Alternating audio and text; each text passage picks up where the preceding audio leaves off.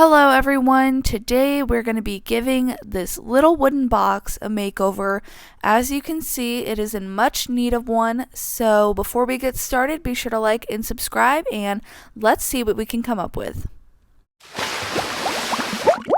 As you can see, this is a box that I'm currently using to store my beads, so the first thing I'm doing is removing the top little, it's like for a photo or something, so I'm just removing that for now and putting it to the side, and I'm also going to take out all of the beads so that they don't get in the way while we're painting.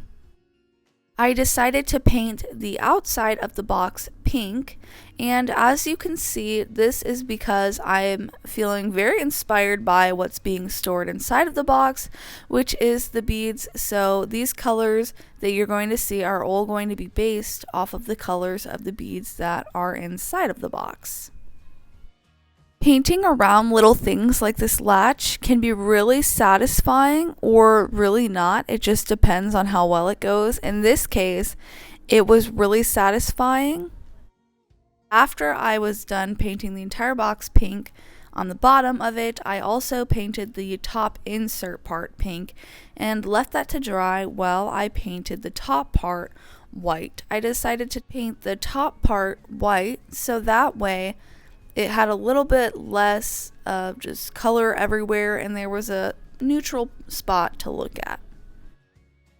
At this point, it was time to paint above the latch with white, and this was one of the less satisfying times to paint around smaller things.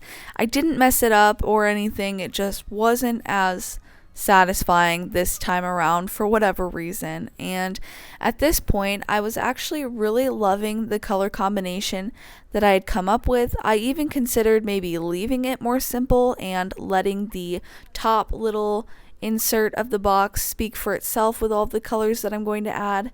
However, you know me, I couldn't leave it simple. I had to go that extra step and go the extra mile. So you'll see later, don't worry, it doesn't stay this plain.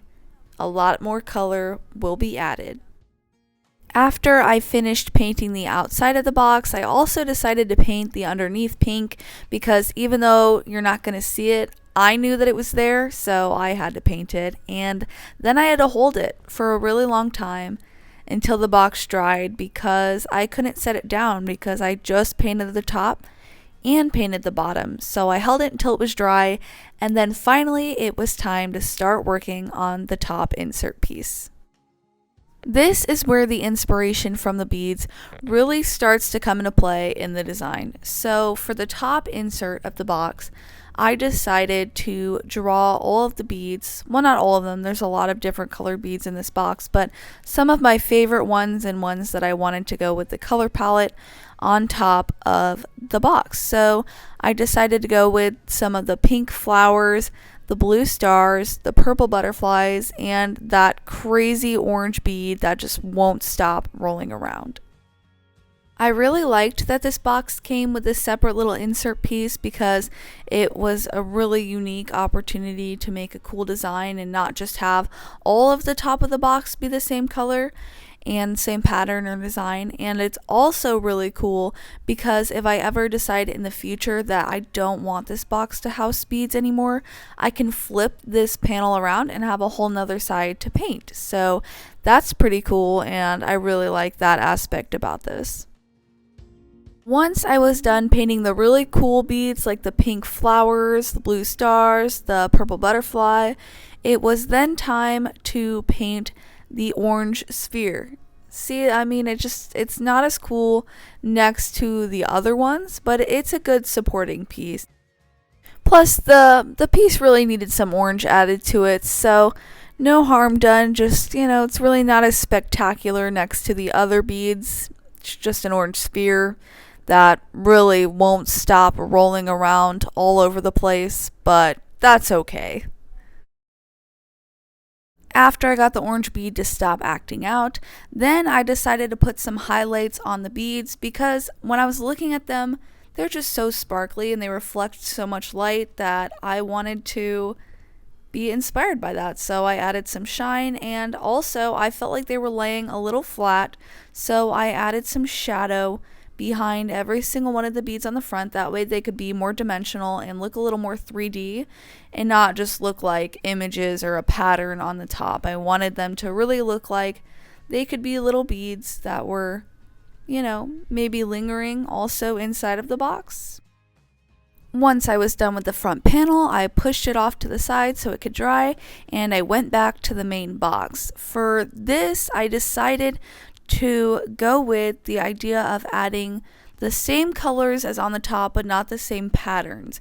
Again, this is because if I ever want to change what's inside of the box in the future, I don't want it to be misplaced with all of the beads on it and be confusing, because then I'll just forever think that there are beads inside of it. And what if one day there aren't? So I decided instead to just do little dots of different colors all on the outside, starting with the pink again as before with the flower bead, and then going to the purple for the butterfly, the blue for the stars, and the orange for the orange bead. So yeah, I just added little sparkle dots. It kind of looks like confetti. It's actually really cute just like this as well. So if I ever just wanted it to be more simple, I could also just paint that remaining panel on the panel that we did previously. I could paint the back side of it white, and then it could just be a more simple box as well. So this is me just giving you a little spin around and showing you the confetti colors on the sides.